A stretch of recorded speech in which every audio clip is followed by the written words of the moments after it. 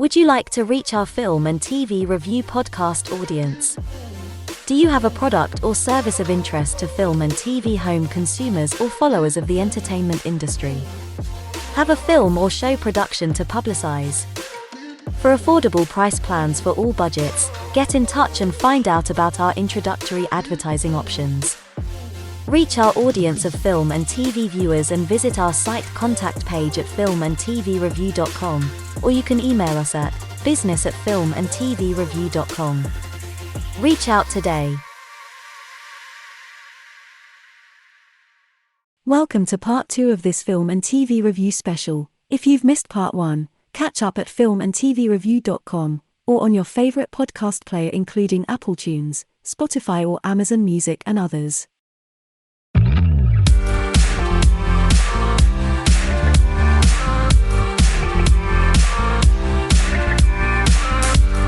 Welcome to filmandtvreview.com. Catch the latest film, TV and streamed show reviews every week.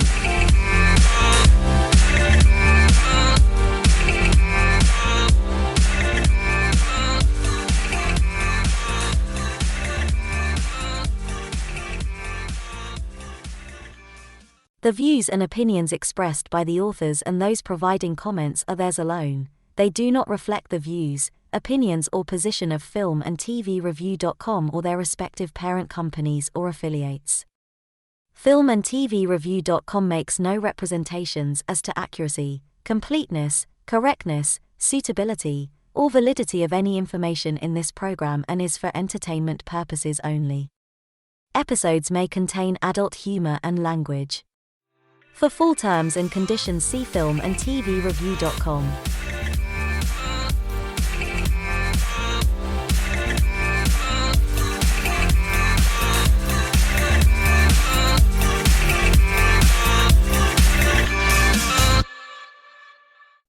Alfonso, hello. Hello. Are you there? Hello. Am I? Yeah. How's it going? Good. I'm very well. Well, what are your thoughts on the Oscars and Baftas? Well, I like the award, following the awards season and the campaigns and everything. I understand it both from a cinephile point of view and a person who likes to follow campaigns. Like if it was, as Richard said, a political campaign, and it's kind of like that. You want to make people aware that the film exists, that the quality is that of the film and or the performances or the technical aspects, and then people, well, vote for whatever they want. And I think everyone is agreeing that as we are doing that this season, Everything Everywhere All at Once is the film to beat, and it's the film that everyone sort of agrees on. So I also think that it's going to be, that's the great thing about this award season, that film who premiered early in the year just kind of went on gaining more fans and more fans and more fans, and it was easy for it to rise and to become finally the front runner, when it's kind of like very much an underdog from the beginning. But the Daniels of like with martial arts, with all kinds of science fiction, different realities, like who would have thought that film would have been the film that everyone would have chosen as their number one? And I think it's in my mind it's going to win everything. Maybe not, but because the Banshees of Inisherin is the second one, let's say, that everyone kind of sort of agrees on. But the Banshees is a much more typical awards-friendly picture, and Everything Everywhere All at Once has been very organic in the sense as like the way that it keeps the heart well placed, and everyone sort of makes every viewer feel all the feels, and that is the what it remains after all the realities and everything, and everyone sort of likes the picture. it has a little bit of everything for everyone, but in the end, it also has a huge heart. And I personally, I really like that so many actors have been nominated during the award season, and especially for the Oscars. Like Stephanie Hsu, I think she's one of the top 2 performers in that film, and she got nominated after she had been snubbed in other awards, like the Baftas didn't nominate her, and finally the Oscars did. And that's a thing that we should also consider for the Oscars. Yeah, Ke Kwan, Michelle Yeoh.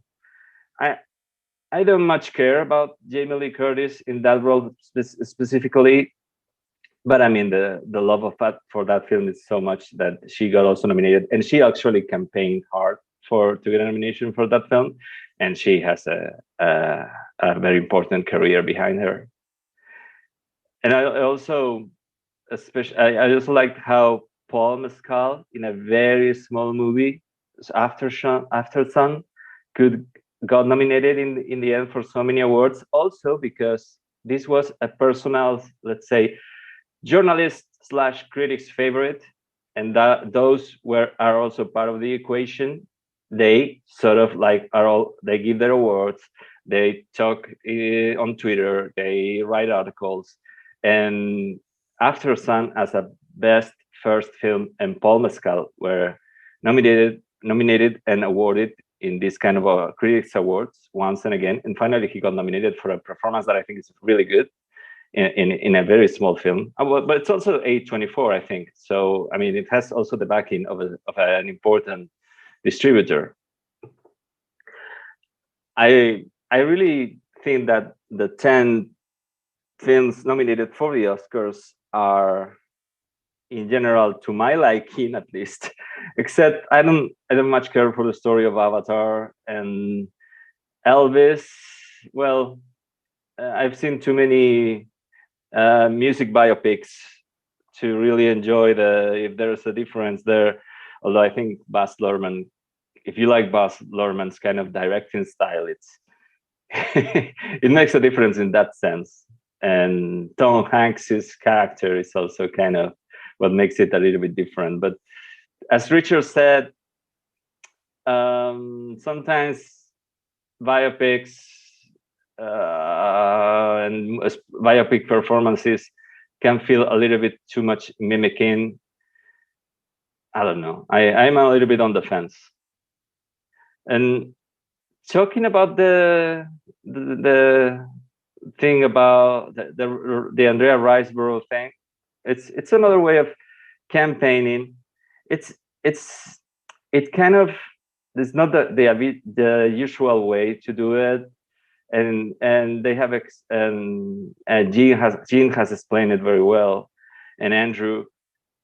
It's difficult because, for example, an example that I have here, an Instagram post by Frances Fisher, who was on Titanic, for example, this actress, and she's like, you have to see her performance on the screening room app for Academy members. She's so good. And many actors have held screenings for her.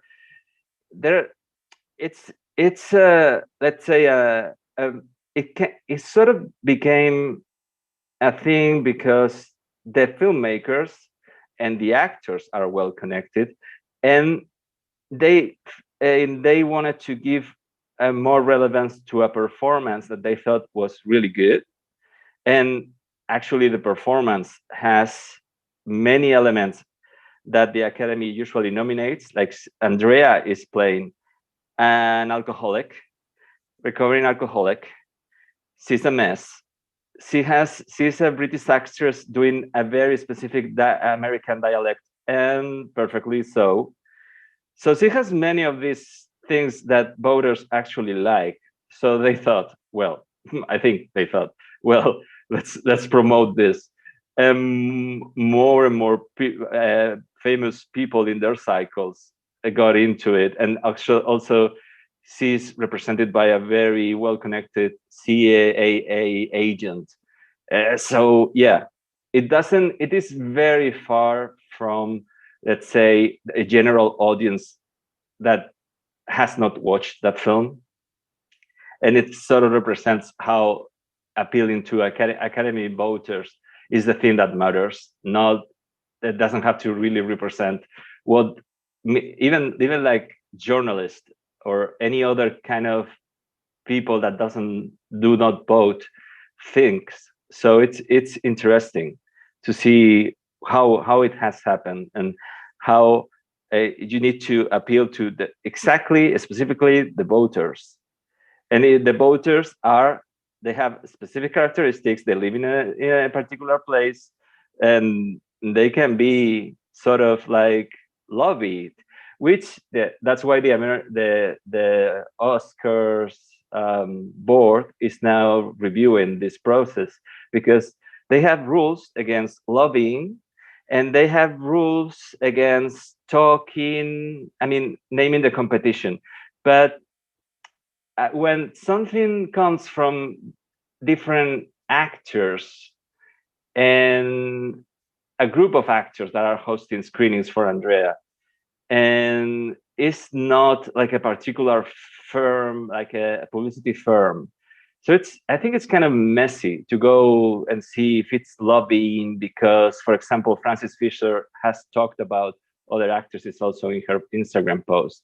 Is that against the rules? Is she lobbying? Is she like hired or not? Because it makes a difference. I mean, people expressing things on social media, is that it's something that is organic or less organic? But it sure makes you see how it kind of makes you feel like you're outside of that circle, or like it doesn't represent you as a viewer. Like, I didn't know anything about this film, and suddenly it's here, because basically they had the right connections, and also because Andrea's performance was very much the typical thing that gets nominated.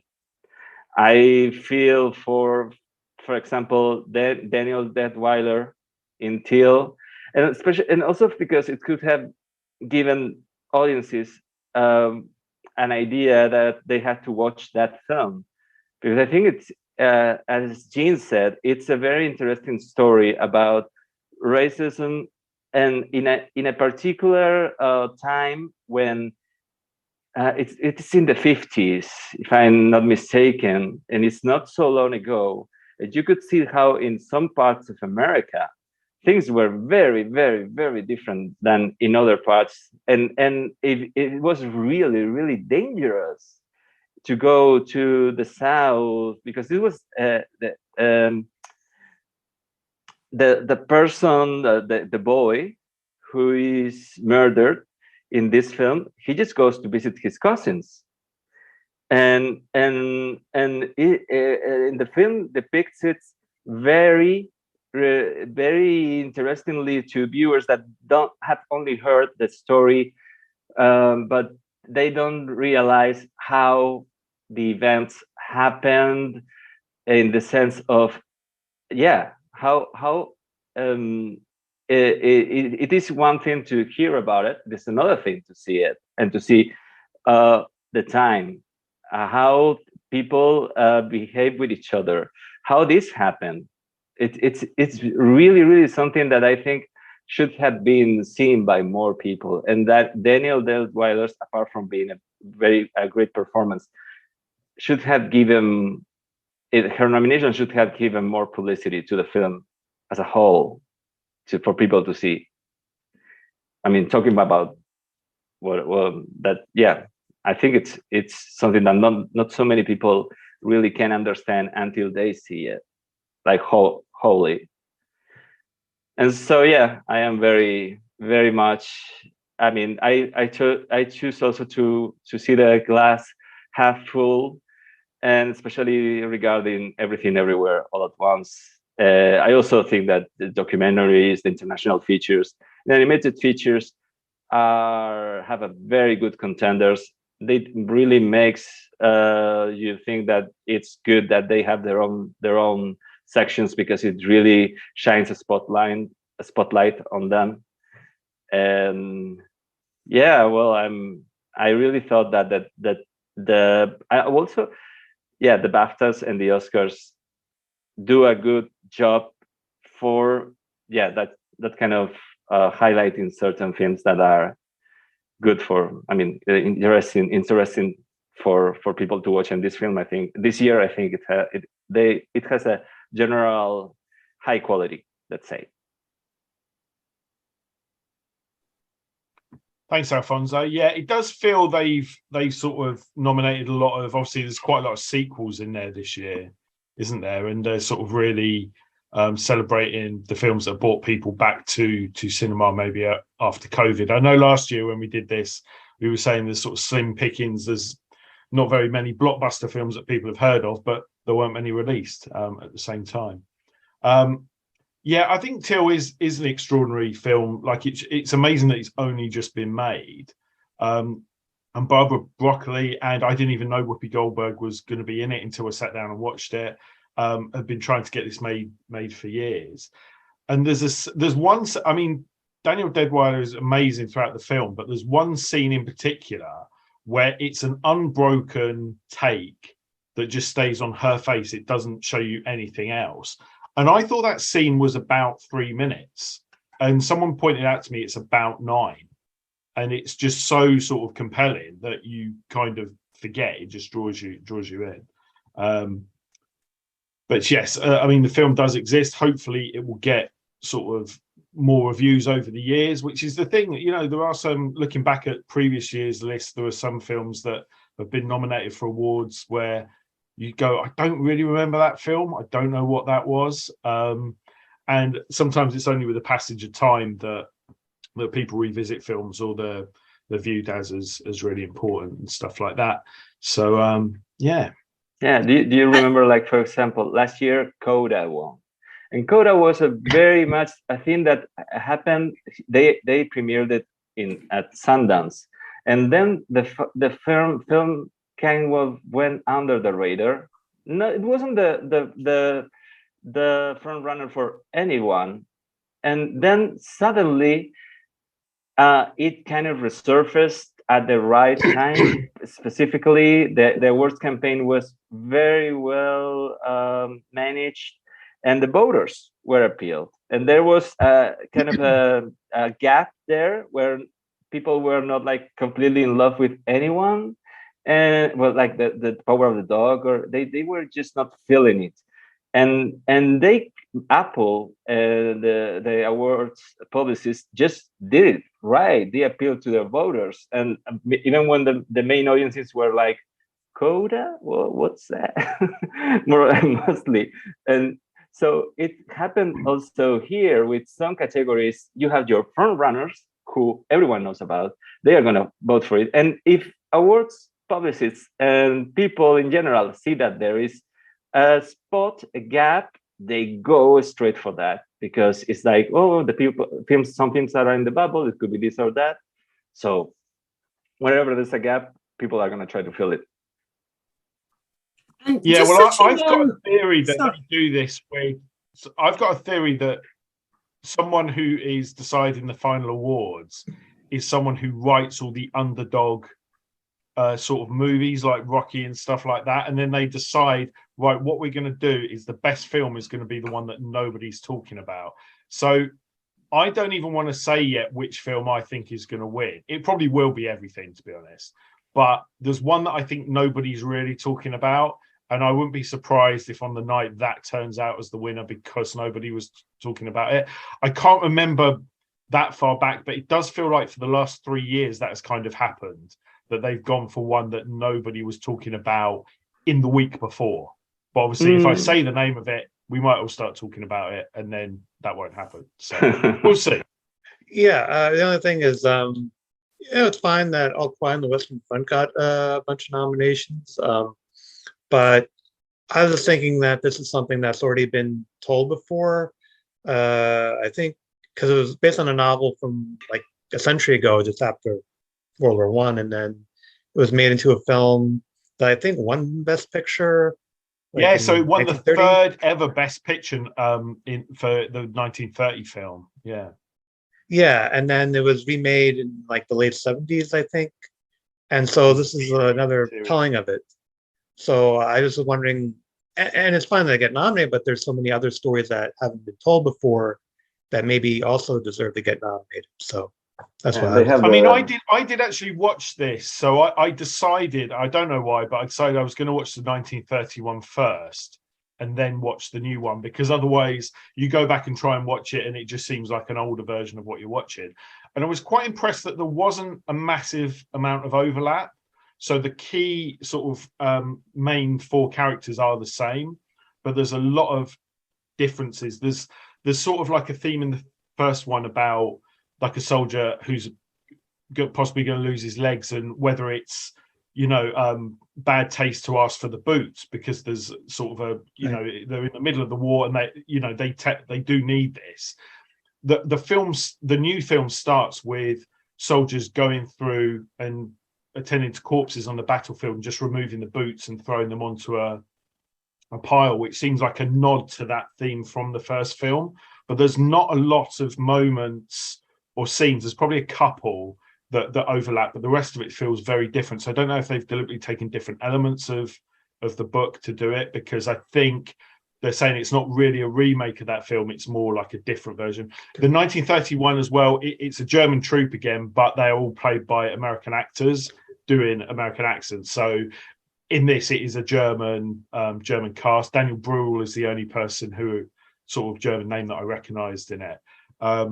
And they do also come up with a different ending. So there's sort of a very tragic ending on both, but they both the kind of different versions. It is really good. It's really good cinematography. It's I will say again, it's just got some really haunting deaths in it that are just absolutely horrific to watch. But it is a really good film. But it completely come out of nowhere, and I probably wouldn't have watched it if it wasn't for the sake it was the most nominated BAFTA film. But it came out of nowhere, but it had the Netflix push behind it. It's yes, another way that another thing that it's has the two sides to it. On the one hand, you have a film that if it wasn't for Netflix, it would have been a film who had stayed in Germany, then went to be an international feature nominated film at the Oscars maybe. And as Netflix this year, all their films that they were trying to get into the awards failed.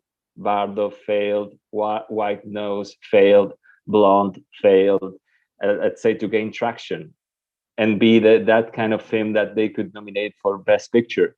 It kind of benefited this less, let's say, academy friendly in the sense that it's another language, no known actors for the Academy. And it was a complete success because thanks to Netflix, people watch it. People they have the whole publicity machine behind it, so people watch it. People realize that it's a good film. It's a complete success at BAFTAs and at Oscars with a whole lot of nominations for all the technical, because for the people who vote on all the technical categories are the people who work in that category, like sound, like production design, all these people who work as production designers, and they are in that kind of guild. Those are the voters for the nominations, and they have seen this film because it's there and promoted very well by Netflix. So the system sometimes helps films that would have been less or more overlooked if it wasn't for where they come from. I mean, where they are distributed, like in this case, Netflix, which is, I mean, or like, yeah. So yeah, some other things like Bardo, which it was Alejandro González Iñárritu, of course, but it's like a Mexican film, very artsy, but you have Netflix behind it, and then it comes with a cinematography nomination because everyone who was mildly interested in watching that cinematography has been told once and again by Netflix that it's great, that you have to watch it. So yeah. I really want to see the film EO, which is up for Best International Feature Film. This is a Polish film about a donkey who has grown up in a circus. And that just sounds like my sort of thing. To be honest, I would quite like to see this donkey attend the award ceremony, because I think that would just be fun. Just have it running around just have it running around like the auditorium or just on the stage. Just liven it up a bit. I'll say as well, like, just while it comes to mind, so Top Gun, they've nominated the Lady Gaga song "Hold My Hand," which I've heard 5 times and I can't remember at all. But there is a song by One Republic called "I Ain't Worried," which has been like a really big hit in the UK off the back of the film. So it's strange they did this, I think, last year with Encanto. They just nominated a track that was one of the tracks in the film and not "We Don't Talk About Bruno." So they don't always go for the most obvious song. But I assume we will get performances from Lady Gaga and the like for the ceremony. Somebody mentioned, just to make the Oscars more lively, that they do have quite a big selection of songs. I know they do already some live performances, but so Natu from RRR is. Yes. So are they going to do that? That's going to be amazing. That was a good set piece in that movie. And I guess, yeah, the Lady Gaga one isn't. I mean, I wouldn't mind if you had the One Republic one just playing at the Oscars and they just come on and play it. It's such an uplifting song. It is. It catches the mood of it's true. film, quite honestly.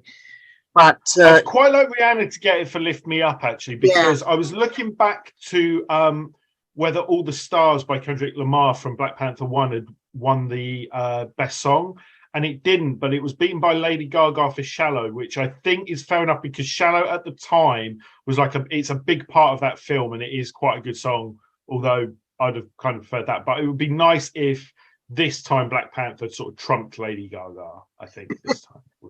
Yeah.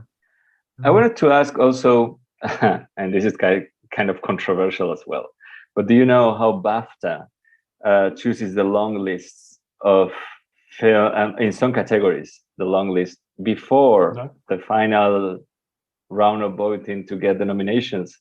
Some of them are chosen by the voters in that category, like, for example, in directing. Some of them have been chosen by the voters, which I guess are the directors. But there's a committee that chooses the other half, and they try to make it, let's say, equal in women and men. That's the one thing that they have specifically said that they are trying to achieve. So in directing, they're trying to make it equal, and they also look for, if I'm not mistaken, diversity in general, in nominations for actors. So there's some of them in the long list, let's say, not the nominations, because the nominations are chosen from the long list. But in the long list, let's say some of those that are in the long list are chosen by the voters, and some others are chosen by the committee also. And it seems like it works, because I mean, they don't choose just like anything. I don't know exactly. They don't kind of reveal which long list, let's say, elements have been chosen by the committee or by the voters. They just release the whole long list, and you don't know which one has been chosen by the voters or which one has not. But I mean, I get the idea, and I get that, and in the end, it works. It's, as Jean said, it's a good selection in the end. But what do you think about the committee part of it?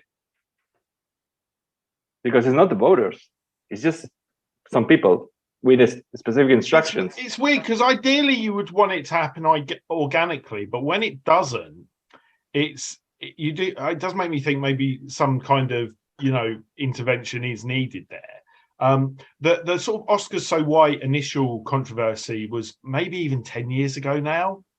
It makes me feel really old, but it might have been. And there was always a feeling at that time that there's a root problem that it's not necessarily the Oscars themselves, but there's a lack of representation in films anyway, and that's then why people aren't getting nominated. But in a year when you've had that, hasn't been an issue, I don't really think, particularly. And actually, at the start of the year, I was aware of it, that there didn't seem to be a great. And then there's been some really good films by the end of the year, like Nope by Jordan Peele is nowhere to be seen on these lists as well, and stuff like that. I would say Naomi Aki as well for I Want to Dance with Somebody, because I do feel, and I'm aware that, you know, Freddie Mercury wasn't like a straight white guy, but I do feel like there's a little bit of this thing that whoever was going to play Marilyn Monroe would get nominated. Whoever was going to play Freddie Mercury would probably get nominated. So why is it when it's Whitney Houston, that doesn't seem to be the case? And I think it's, when I saw Naomi Aki interviewed, it was one of those moments where I was kind of aware of her, but having sat through the film twice and then watched her interview, I was like, that's a different person. That isn't her bringing any of her own kind of manner. I really appreciated what she'd done in the film to be Whitney Houston. And she's not nominated in the Oscars. She is up for a Rising Star Award, though, at the Baftas. So I would quite like to see her take that, but we'll see. I mean, if there's a problem with both, I mean, I guess there's a problem in the sense of many of these voters, as let's say, it's an industry it's a problem at the heart of the industries where there is less diversity, in the sense that there's less people from different backgrounds, different ethnic backgrounds, anything, that are allowed to join the party. So of course there are less voters of that.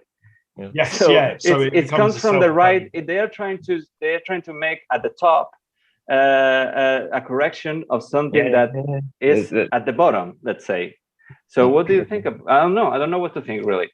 I think the goal with the committee is to kind of, you know, balance the scales a little bit. And I would suspect that hopefully the committee won't be necessary for the end of time, but in this transitional period when they're trying to address these key issues when it comes to representation of different ethnic groups, different racial groups and backgrounds, something does need to be done, because clearly these voting bodies can't be trusted, you know, when left to their own devices, and they will continue to pick, you know, their own preferences based off of unconscious biases. And so I think the intervention is necessary. And hopefully, as the industry does become more diverse, you know, when we're dealing with the 200th Academy Awards or the 300th Baftas, you know, it won't be an issue of having to force the hand of the voting body. And instead, there will be a more diverse base that's voting to begin with. But right now, you know, hearing about this kind of intervention that they have, the Academy also has a similar intervention where it's like, you know, certain films that don't have representation may not be considered. I don't know if they rescinded some of those rules actually, because some of these films that are nominated don't have those requirements met, but maybe it's behind the camera that they do. I'm not sure. Because it used to be like a certain percentage have to be of certain different ethnic backgrounds, different LGBTQ groups need to be represented. So I don't know if they've actually adhered to those rules this year, or if maybe the people who do represent those groups are behind the scenes. But either way, I think some sort of intervention was needed. Yeah. So and behind the camera as well, I think that the directors exactly. Richard, you've got your hand up. Yeah, I was listening, and I was thinking Chris Rock, and before the unfortunate accident last year, Chris Rock did host once. I think that's the time actually you mentioned, actually, James, like I think almost 10 years ago. And it was during the time actually that some directors and actors and actresses of color decided actually to kind of boycott, I think, the Oscars or something like that, like Spike Lee or Jada Pinkett Smith. And I always come back to his monologue. You can find it online on YouTube. You have all the monologues of different hosts and comedians. And his monologue, I think, was extremely smart. And I think that he sums up what I think is the right thing to do, and based on what Alfonso was saying, what Jan was saying, I think he sums up everything. And what I mean is that, yes, of course, but I agree with Jan about but something had to happen. But I also agree that it's not the solution. I don't think it's the solution, at least for the long run. What Chris Rock was saying, not to take his idea from him, I thought he was saying that, but he didn't understand the idea of positive discrimination. He didn't understand the idea of quotas. He didn't understand the idea that it needs to be half in each category. It must not be like this. It must not be decided based on the color of the skin or the background of someone to decide who's going to be in a category. That being said, what he was saying is that it makes also no sense that the same actors every year are appearing in these categories, because then the talent is not valued. He was taking the example, he was in front of him actually, while he was doing his monologue. He was saying, look at Leo DiCaprio. DiCaprio, I love him, but this guy has a great role every single year. He is privileged and he's great, but at the same time, he got a great role every single year. Jamie Foxx is one of the best actors of all time. That's what he said, and I agree, actually. Jamie Foxx is one of the best actors of all time. But how difficult it has been for him to get a nomination as a best actor. So what he was trying to say, and that's how he ended his reasoning, and that's why I agree with him, he was saying, the point is not to go towards the route or the path of positive discrimination, because I don't think it's the solution, not only in awards, but in life. I don't think that's the right thing to do. The right thing to do is to give more opportunities. And that's why I was going back to Alfonso, what he was saying, that it's always the same people in the same party. It's true.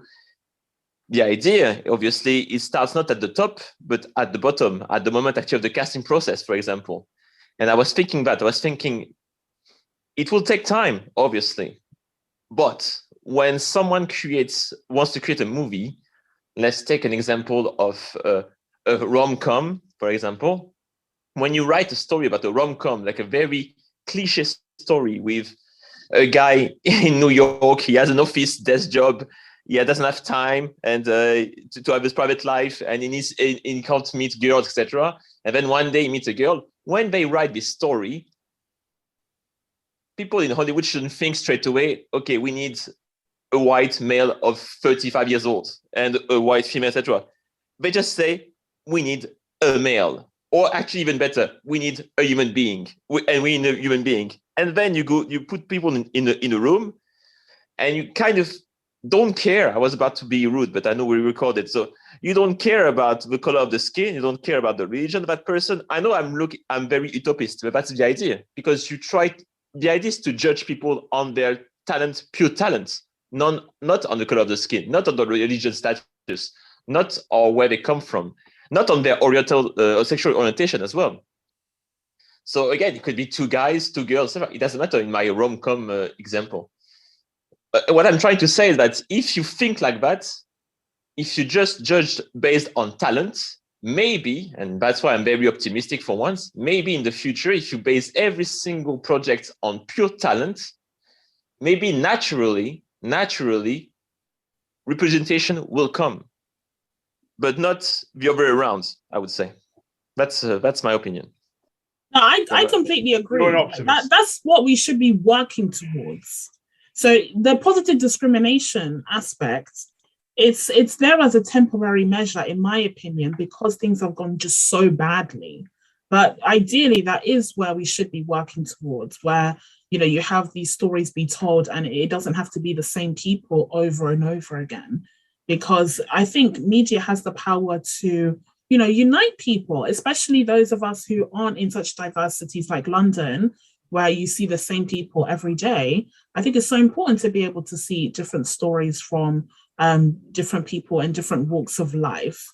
But yeah, like Richard said, this is the ultimate goal, but I do think there are some bumps along the way. And I'm not saying that the solutions that they've come up with are perfect, but something had to be done because it was getting ridiculous. Yeah, and also in the sense that films that are nominated are also meant for also general audiences to feel like they are represented, and they are like they go to movies because movies also talk about them. And if you think that some BAFTA voters who have a very specific, I mean, so many people that to work in this artistic industry, they come from rich families, have to go to Eton, those are not representing the big population of the UK, let's say. So it's also, this these family lines.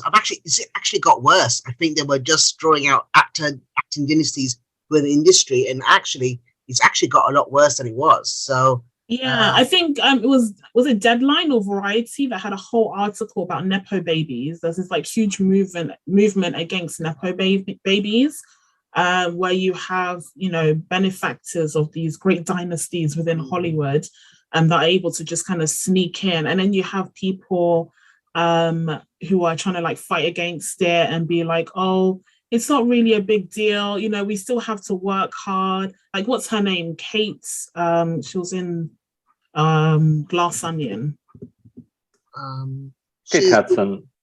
Yeah, Kate Hudson, that's it. She was like, I still need to work hard, blah, blah, blah. It's like, if your father or mother was a producer or, had an in Hollywood somehow, I mean, it's just not the same as being a complete unknown from the middle of, I don't know, Birmingham. And like, it's not the same. Yeah. It's not the it's same really in the not sense the same.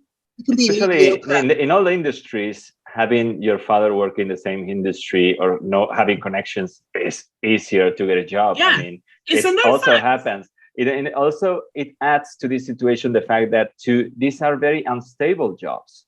So having money, having an opportunity, and knowing people knowing you from the beginning and being able to give you that opportunity before you run out of money or something like that, it adds that opportunity is even bigger. It's not like if you're an engineer and you're coming from many engineers.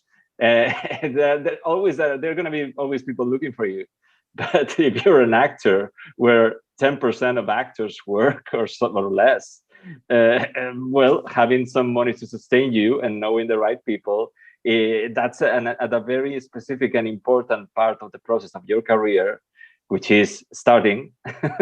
So it makes a whole difference. Of course, you gotta work hard, or of course you gotta be the best actor you can be. But if you are classically trained, because you don't need a scholarship, stuff like that, of course, it makes it much more.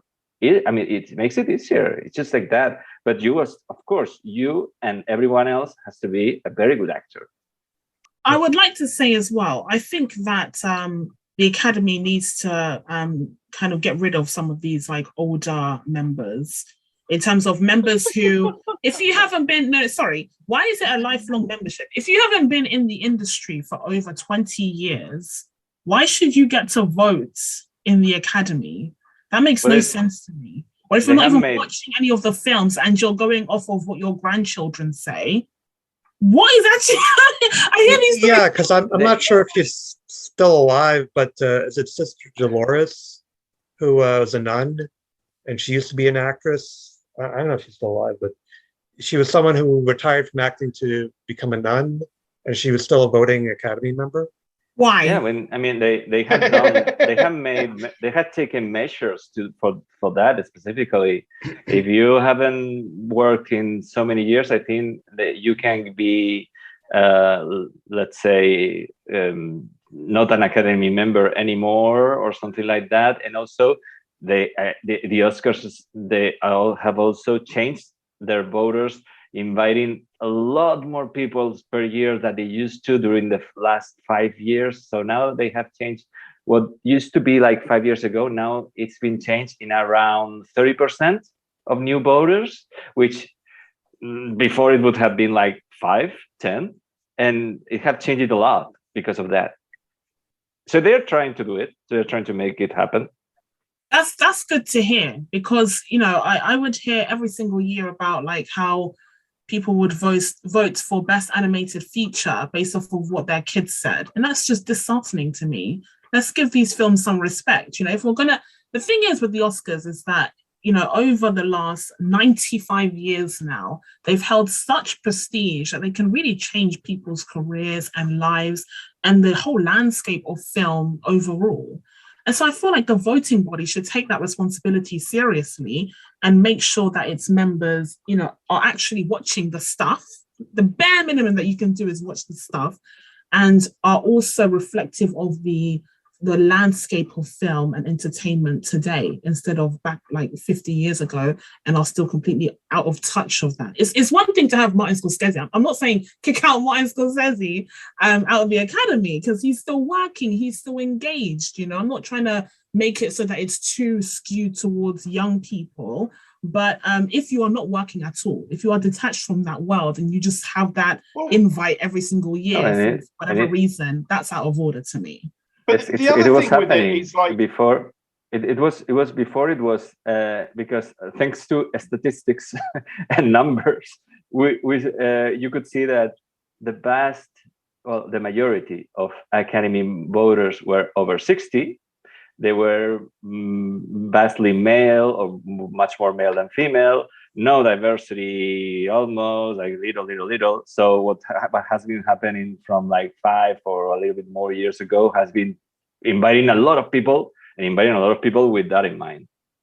And actually, that's maybe where you need to do the quotas then. Sorry, my connection dropped out, so apologies if I'm just repeating what you've all said. But if you had, right, how many people have we got voted? Hey, they're all in the 50 to 60 age group. Right, we need some people in other age groups. I don't know as well, though, like, are people working in the industry really watching that many films? Like, not necessarily, quite possibly, but not necessarily. There are some people that you talk to in certain careers who say, I don't go and do that for my pastime because I work in it, so I've got no interest. And that's where you probably get people going, oh, I just vote whatever my kids have watched. Well, there are certain categories, I don't know if you just mentioned that they're required to watch the films. Like, I don't know if it's international the documentary film or the animated, but whatever group votes in that category, I think they're required to watch all the nominees.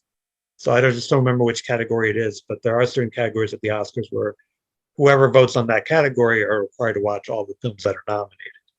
And maybe not all the films on the short list or whatever, but at least all the ones that are nominated. I think there's more oversight over the technical awards. I think, as Alfonso said, like for the technical awards, you actually need to be qualified to vote on those. But I'm not sure how they would enforce that. In general, I think for the nominations, each guild votes their category, except for Best Picture, that is voted by all. That's what I understand that is happening for nominations at the Oscars. So actors vote actors, and production designers vote production designers. They have to be registered on Is that a new development? Sorry, what? Is that a new development? No, it's like always, but in some categories you have to. There are long lists before in some categories, like for example, international feature or animated feature or special effects, and I think like maybe international feature you had to have watched the long list, but how can they know that? It's very difficult to know that because it's difficult to enforce. Yeah. But there was some kind of a comedy in international feature, if I'm not mistaken, because they weren't expecting all, because I think in international feature was the thing, because that was open also to everybody.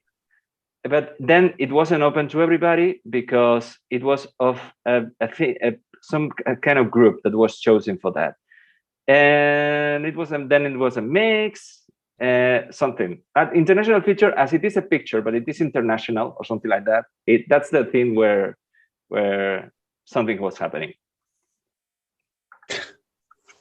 I know that the recent change that they made was that it used to be foreign language, and then because of certain films that didn't get their due, like there was this one film from Nigeria that people expected to be nominated, but because it's technically in English, it didn't get its due. So they changed it to international feature. That's the only change that I remember. I think it was also the vanishing. Sorry? No, I was just going to say The Vanishing. I don't know if this was the case, but like it had to be a language from that country. And I guess The Vanishing was a film from the Netherlands, but it's mostly in French because it takes place in France. So I don't know if that was eligible at that time because they were like, well, French isn't a language from the Netherlands. But now they changed it so as long as it's in some other language, other than English, it doesn't matter if it's a predominant language from that country or not. It could just be, could be nominated.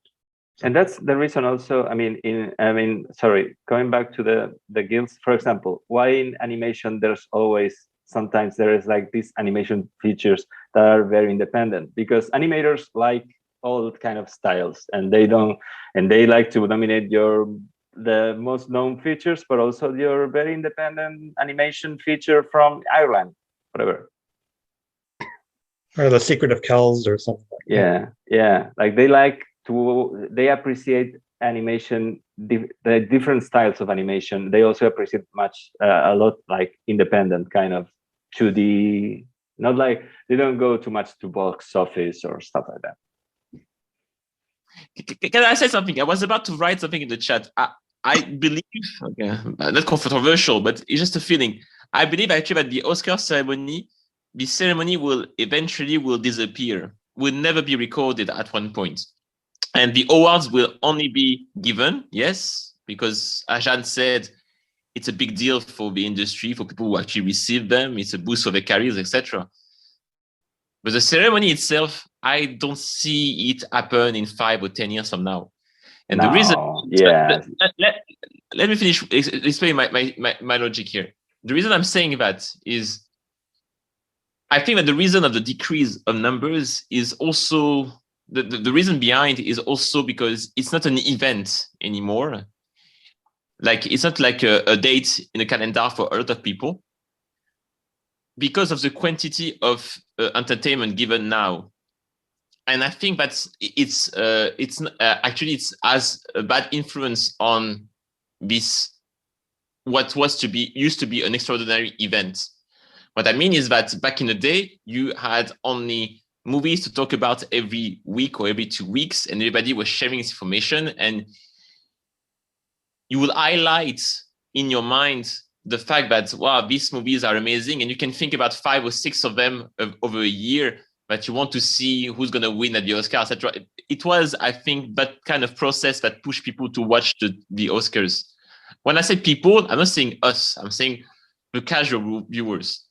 Now the casual viewers have so many things every 5 days or 3 days, a new thing on a streaming service, with TV show, anime, movie, etc. There's so many in terms of quantity, but I think that we are now missing the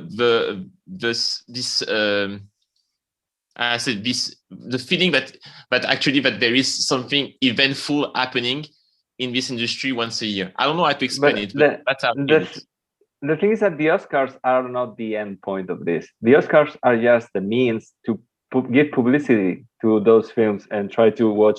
Yes, but I'm talking about the ceremony. I'm talking about two different things. I'm not talking about the Oscars themselves. The Oscars themselves, I'm sure they will survive forever because of this, because it helps the industry for actors, for directors, for movies themselves, as you said, because no, but it helps give publicity. But the ceremony itself, no. The ceremony is spending 4 hours watching something actually, but in the end, you barely know the movies. Why would you spend 4 hours watching something about movies that you barely know? Okay, I get it. Like the viewership of that ceremony, exactly. but like putting the stamp of the movie, like publicity wise, that this one an Oscar. Okay. Yeah, absolutely. The posters saying with Academy Award nominee Mr. X, yes, of course. But that I would never change that, because obviously there is it's beneficial for someone to have the Oscars, for someone in the industry. But I'm talking about people outside of the industry who are supposed to be the ones watching and making the numbers of in the viewership. Sorry, but it's the only place where you can watch Will Smith punch people. Yeah, exactly. Well, I was going to say, do you know what? I think last year's ceremony, it was overshadowed by that, but I thought it was quite good. I like the little bits where they had like 15, 20, 35-year anniversaries where they get the cast out. And I know they don't look really... but I don't think just Casual I don't viewers think care. our opinion. No, not just saying that. I think our opinion doesn't kind of matter, because what I mean is that we are kind of addicted to this industry by the numbers of things that we watch, etc. So I don't think that. It's true. I don't think that represents the people actually they are targeting here, because we are in the minority of people watching these things.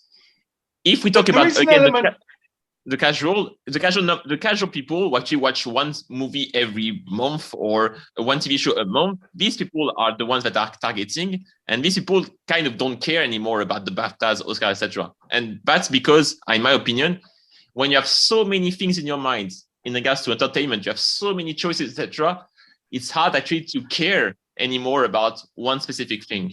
And that's what is in the industry. I completely agree with Richard. I don't know about the timeline for when the ceremony is going to disappear, but I do think eventually it's just going to disappear, because whenever I talk to friends, family, like no one cares. They don't mind checking it up on Twitter like the next day to see who won or who got nominated. But the idea that they would sit there for 4 hours and watch the Oscars, like I remember doing that as a kid with the family, like a couple of times, but really it's just not an event that everyone wants to tune into. So yeah, I actually completely agree. I do think that sometimes when you're talking to people who are fellow film lovers and TV show lovers, your opinion can get skewed.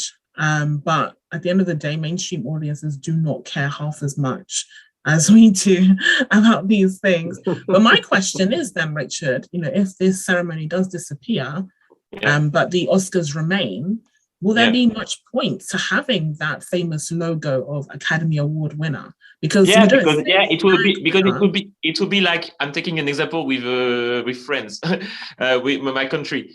In France, you have AOC for food and drinks. I know it sounds stupid, but it's true. So I'm saying that, for example, it's a good point. So you see what we're getting at, Alfonso, is that, for example, a wine or a cheese will have an AOC, which means actually that it's on the bottle, let's say for wine, and it says AOC whatever, Bordeaux, AOC Bourgogne. And by saying that, even the guy who doesn't know nothing about wine knows that this one is particularly special, particularly good. And for marketing purposes, it works. They are the best selling. It will be same for a movie. If you have a movie and somebody doesn't know nothing about movies, but he sees that guy I won an Academy Award. He doesn't know what an Academy Award is, but it sounds very legit. Okay, cool. I will watch it. It's true.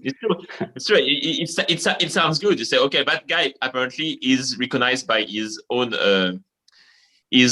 peers, his own fellow filmmakers. So he must be something good in this movie. So I will watch it. And I think that's why as well, when we were talking about last year, sort of not sharing them out enough, certain things get maybe over nominated, although I think the films this year we all really like, and we're happy to see that. But actually, if you had every film, no film got more than 1 or 2 nominations, suddenly it would mean nothing. You wouldn't get a DVD or like an advert that says nominated for 2 Academy Awards. People would be like, well, who cares? Or nominated for 1 Academy Award. People would be like, well, everyone gets nominated for an Academy Award. It means nothing anymore. So they just want to have it as like a headline, don't they? Like for when certain things come out in a few years, or they reissue it and say 11 Academy Awards in, 10 years time. So I think it will stay there as a tool, like a marketing tool, like you say. But I don't know if it will disappear, because I think people will love it. But maybe there's just that thing of watching people that are quite privileged, dressed really well and stuff. Years ago, that would have been quite aspirational. But now I think there's a bit of a different attitude towards that that they're privileged. It doesn't seem as aspirational, and it just seems a bit functional. It's 4 hours that you could rewatch Avatar 2, or you could go and watch 2-hour movies, which you could watch everything everywhere all at once, like twice, which has like all these amazing effects. Why would you just watch a bunch of people in suits clapping at each other? And it's all very kind of backpacking and stuff, back slapping and things, isn't it? So maybe people just aren't interested in the same way anymore. Yeah, maybe the move not to televise it. Eventually, the figures get so low. just make it more of a private affair, and then you can But just then it will come back, Jason, because then it will be really like elitist, and everyone will be like, I want to know what's happening because I can't get in there. And it will leak on TikTok and stuff like that because people will be filming it, and then people will really want to see it on the TV again. So maybe it needs to die. Well, it's funny because it actually started out as a private affair way back when it first started, and then it eventually because there wouldn't have been thing. TVs back then. It's weird watching the 1930 All Quiet on the Western Front and thinking, God, that's the third Academy Awards, and like it's like the third year of talkies, you know, and like people just wouldn't have had TV sets like to watch it on. So or it would have even been just something that you would have read about in the press. Yeah. Well, on that note, that was our Oscar and BAFTA nominees special. Thanks to all our attendees today. And thank you to listening to the Film and TV Review.com podcast. Until next time, goodbye. We hope you enjoyed this Film and TV Review.com episode. Catch the latest film and TV reviews, together with regular episode content from the world of film and TV every week. See you soon. Would you like to reach our film and TV review podcast audience?